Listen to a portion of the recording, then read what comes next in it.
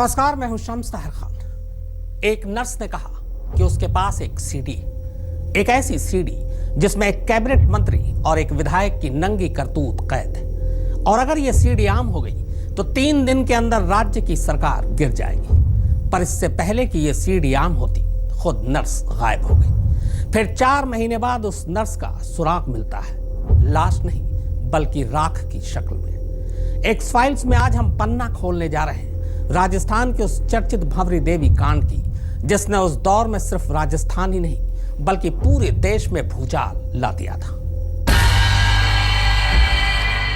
मेरे पास एक ऐसी सीडी है जो अगर बाहर आ गई तो 3 दिन में पूरी सरकार गिर जाएगी।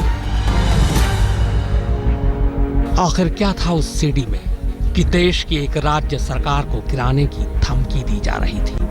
ऐसा क्या था उस सीक्रेट सीडी में कि नेताओं के हाथ पांव फूलने लगे थे? और ऐसा भी क्या था कि जिसके पास सीडी थी वही गायब हो गई? जी हाँ, ये 2011 का सबसे बड़ा कोहराम था, सबसे बड़ी सुर्खियां, सबसे सनसनीखेज स्कैंडल।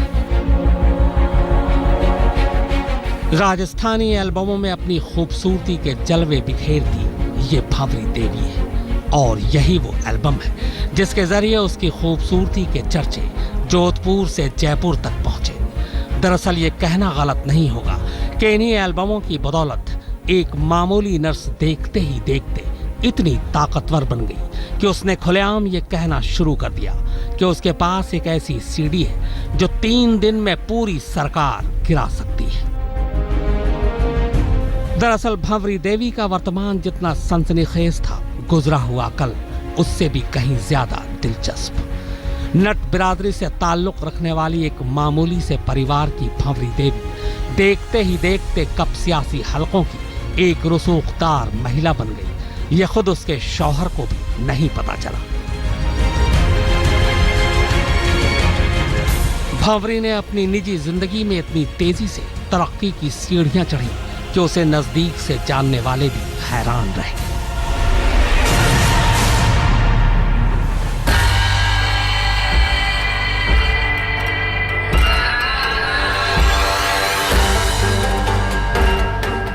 राजस्थान के नट बिरादरी से ताल्लुक रखने वाली भंवरी देवी जोधपुर के नजदीक पैनन कस्बे के एक सरकारी अस्पताल में बतौर नर्स काम करती थी।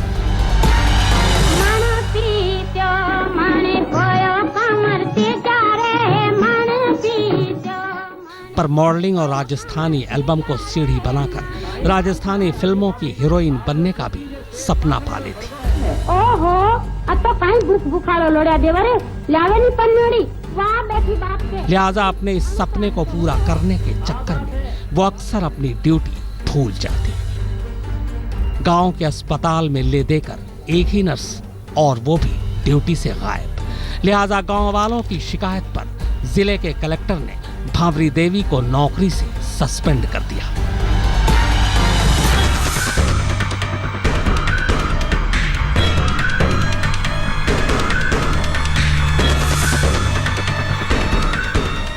और बस यहीं से शुरू होती है एक नई भंवरी देवी की कहानी।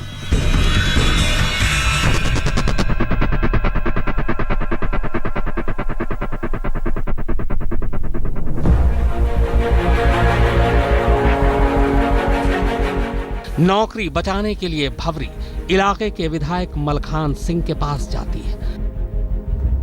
इसके बाद मलखान सिंह उसे राजस्थान के जल संसाधन मंत्री महिपाल मदेरणा के पास ले जाते हैं। फिर दोनों मिलकर कलेक्टर से भंवरी देवी की सिफारिश करते हैं। सिफारिश रंग लाती है और भंवरी देवी की न सिर्फ निलंबन रद्द हो जाती है बल्कि नई पोस्टिंग अब घर के और भी नजदीक जालीवाड़ा के सरकारी अस्पताल में हो जाती है।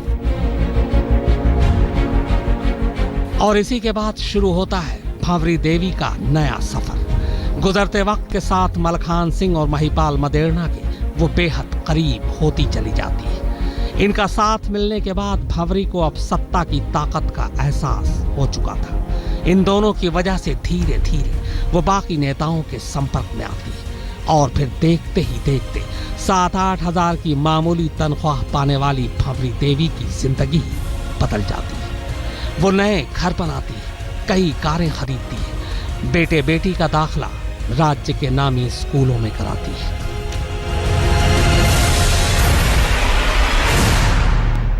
सत्ता, सेक्स और साजिश, यह सुनने में चाहे कितना ही अजीब क्यों न लगे, लेकिन इनमें आपसे रिश्ता हमेशा ही गहरा रहा है और हकीकत भी यही है। सत्ता के नशे में चूर नेताओं के दामन पर जब तब दाग लगता है, हर बार किसी ऐसे ही रिश्ते की हकीकत एक नई कहानी के साथ सामने आ जाती है। नर्स भंवरी देवी और उसकी सीडी की कहानी भी कुछ ऐसी ही थी। बस किरदार, चेहरे और जगह बदल दीजिए तो लगेगा कि ऐसी कहानी इससे पहले भी कई बार हम और आप सुन चुके हैं। नेताओं के सोहबत में आते ही अब भंवरी भी पूरी तरह से सत्ता के इर्द गिर्द थी। नेताओं और मंत्रियों का सिर पर हाथ था, लिहाजा बगैर ड्यूटी पर जा ही हर महीने तनख्वाह भी मिल रही थी। स्थानीय लोग ड्यूटी से भंवरी की गैर हाजिरी की शिकायत न करें, इसके लिए अस्पताल में एक और नर्स की बहाली कर दी गई ताकि भंवरी का काम वो करे। इसके बाद 2010 तक भंवरी ने खूब सत्ता का सुख भोगा, पर अचानक बात तब बिगड़ी जब भंवरी की ख्वाहिशें बेलगाम हो गई। अब वो मलखान सिंह और मंत्री मधेरना के साथ अपने रिश्तों के एवज में सीधे विधानसभा का टिकट मांग बैठी। जाहिर है दोनों ने मना कर दिया। बस इसी के बाद भंवरी ने रिश्तों के उन पलों की सीडी बनाने का फैसला कर लिया और मधेरना इसके जाल में फंस गए। इसी के बाद भंवरी ने दोनों को ब्लैकमेल करना शुरू कर दिया। यह बात कहीं से लीक हो गई, फिर अफवाह फैलते देर नहीं लगी कि भंवरी देवी के पास मंत्री महिपाल मदेरना और विधायक मलखान सिंह की सीडी है और वो उन्हें ब्लैकमेल कर रही है। अफवाह फैलते ही दोनों ने फौरन भंवरी से दूरी बना ली। मिलना जुलना तो दूर, यहां तक कि उसका फोन उठाना भी बंद कर दिया। मगर तभी अचानक कहानी में एक नया मोड़ आता है। कई महीने तक मंत्री मदेरना और विधायक मलखान सिंह भंवरी से भागते रहे, भंवरी से बचते रहे। इस बात का एहसास खुद भंवरी को भी था, लिहाजा एक रोज वो अचानक जयपुर पहुंच गई। बीजेपी के कुछ विधायकों और नेताओं से मिली और इसके साथ ही सब कुछ बदल गया। सब कुछ।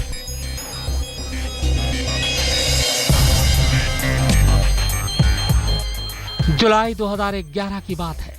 मलखान सिंह और महिपाल ने तब तक भंवरी देवी से पूरी तरह से किनारा कर लिया था, लिहाजा भंवरी देवी जब दोनों से संपर्क करने में नाकाम रही तो वो एक दिन जयपुर सीधे मंत्री मधेरना के सरकारी बंगले पर पहुंच गई। वहां मधेरना ने उसे धमका कर भगा दिया। फिर क्या था, मधेरना पर दबाव डालने के लिए जयपुर में ही भंवरी देवी बीजेपी के कुछ नेताओं से मिली और उन्हें पहली बार सीडी के बारे में बताया। मेरे को कहा था कि मैं इस सरकार को घुमा दूंगी, 7 दिन के अंदर मैं इस सरकार को गिरा दूंगी। तो मैंने उसको उस बात से मैं सहमत नहीं हो पाया। अब सीडी की खबर जोधपुर से बाहर जयपुर के राजनीतिक गलियारे से होते हुए मीडिया तक जा पहुंची थी और वहीं कहानी ने फिर नई करवट ली। अचानक मंत्री महिपाल मधेरना, विधायक मलखान सिंह और भंवरी देवी के बीच के तमाम गिले शिकवे दूर हो गए। तीनों में अब समझौता हो चुका था। इसके बाद फिर से तीनों के बीच फोन पर बातचीत भी शुरू हो गई। कहते हैं कि हार कर मधेरना ने भंवरी देवी को सीडी के बदले 60 लाख रुपए देने का वादा कर लिया था।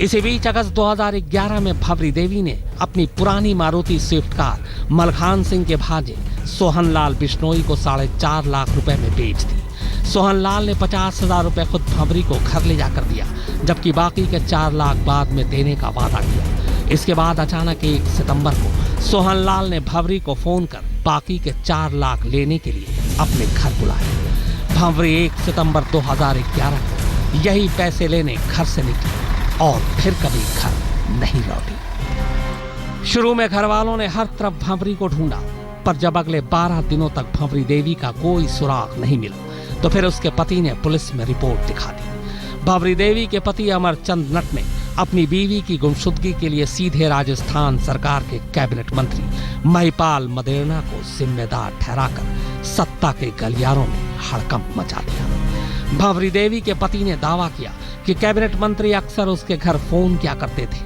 और उसके विरोध और आपत्ति जताने के बावजूद मंत्री ने फोन करना बंद नहीं किया था।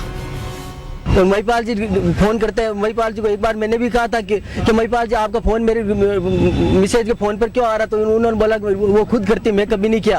और जबकि बार बार वही फोन करते थे पहले, आज से 4-5 साल पहले भी। चूंकि मामला हाई प्रोफाइल था, शक के घेरे में मंत्री और विधायक, लिहाजा पुलिस भी हर कदम फूंक कर रख रही थी, लेकिन गायब भंवरी देवी का कोई सुराग नहीं मिल रहा था।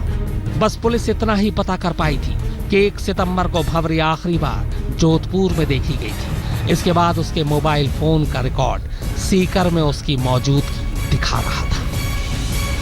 भंवरी देवी सीडी के सच का खुलासा करती है और उसके फौरन बाद गायब हो जाती है। यानी साफ था कि न सिर्फ ऐसी कोई सीडी मौजूद थी, बल्कि उस सीडी में वो सच छुपा था जिसे कुछ लोग नहीं चाहते थे कि वो सामने आए। और जाहिर है ये वही लोग ही कर सकते थे जिनका सच सीडी में कैद था। रिपोर्ट लिखने के बाद पुलिस भंवरी को तलाश तो कर रही थी, पर जैसे जैसे दिन बीतते जा रहे थे, भंवरी को लेकर शंकाएं बढ़ती जा रही थी।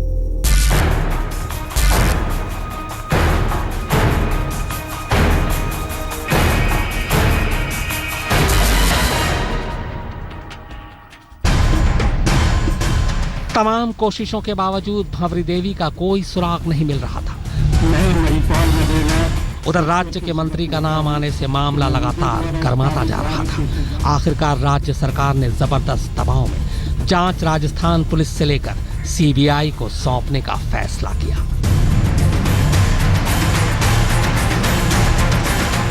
अब सीबीआई के सामने सबसे अहम सवाल यह था कि आखिर भंवरी को सीडी के भंवर में किसने फंसा रखा था।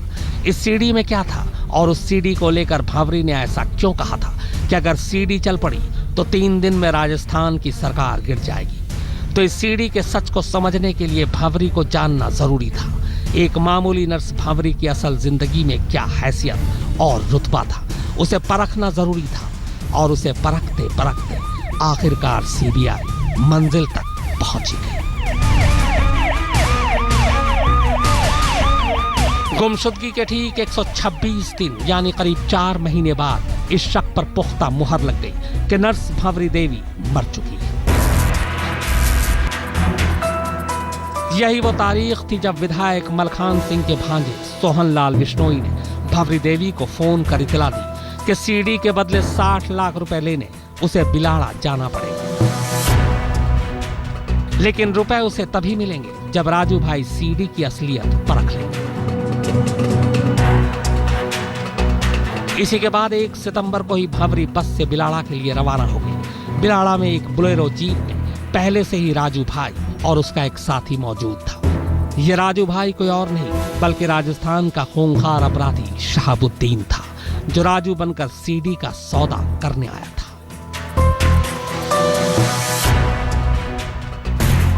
भंवरी इस बात से बिल्कुल बेखबर थी कि वो अब सोहन लाल और शहाबुद्दीन के बुने जाल में फंस चुकी है। शहाबुद्दीन ने जीप के सीडी प्लेयर में सीडी लगाई और 52 मिनट की पूरी फिल्म जीप में ही देखी। इस दौरान जीप लगातार सड़क पर फर्राटे भरती रही। जीप के पीछे सोहन लाल एक स्विफ्ट कार में चल रहा था ताकि भंवरी को किसी भी तरह का शक न हो। अब शाम हो चली थी और भंवरी ने शहाबुद्दीन से कहा कि वो उसे पैसे देकर वापस छोड़ दे, लेकिन शहाबुद्दीन ने आनाकानी करनी शुरू कर दी। तब भंवरी को शक हो गया और उसने जीप में ही शोर मचाना शुरू कर दिया। भंवरी के शोर शराबे को देखकर सोहन लाल भी बुलेरो के अंदर आ गया और अब इन तीनों ने मिलकर भंवरी को जीप की सीट के नीचे जबरन लिटा दिया। फिर जीप के अंदर ही जूतों से रौंद कर भंवरी देवी को मौत की घाट उतार दिया। अब बारी थी भंवरी की लाश को ठिकाने लगाने की, लिहाजा बिश्नाराम लाश को जालौर के जंगल में लुहावटी नहरी पुलिया पर ले गया और वहीं लाश जला दी। सीबीआई ने बाद में जो खुलासा किया उसके मुताबिक भंवरी के कत्ल की पहली कड़ी विधायक मलखान सिंह था। भंवरी देवी सबसे पहले मलखान सिंह के ही संपर्क में आई थी और भंवरी का दावा था कि उसने मलखान सिंह की एक बेटी को जन्म भी दिया था, जबकि कत्ल की दूसरी कड़ी पूर्व कैबिनेट मंत्री महिपाल मदेरणा था। वो मंत्री जिसके साथ आपत्तिजनक हालत में भंवरी देवी ने खुद सीडी तैयार की थी और उसी सीडी के जरिए मंत्री को ब्लैकमेल कर रही थी। इसके अलावा बाकी लोग जो इस मर्डर केस से जुड़े थे वो मलखान और मदेरणा के साथी थे। बाद में महिपाल मदेरणा को न सिर्फ मंत्री पद से इस्तीफा देना पड़ा बल्कि जेल भी जाना पड़ा। वही हश तब के विधायक मलखान सिंह का भी हुआ। इस मामले में कुल 17 आरोपी बनाए गए। अप्रैल 2012 में चार्जशीट दाखिल की गई। सभी आरोपियों पर अपहरण और हत्या का मुकदमा दर्ज। सीबीआई की तरफ से अदालत में 298 गवाह पेश हुए। 16 महीने तक चार्जशीट पर बहस रुकी रही। अगस्त 2014 में ट्रायल फिर से शुरू हुआ। कत्ल के 5 साल बाद भी निचली अदालत के फैसले का इंतजार। पूर्व मंत्री महिपाल मदेरणा जयपुर जेल में बंद।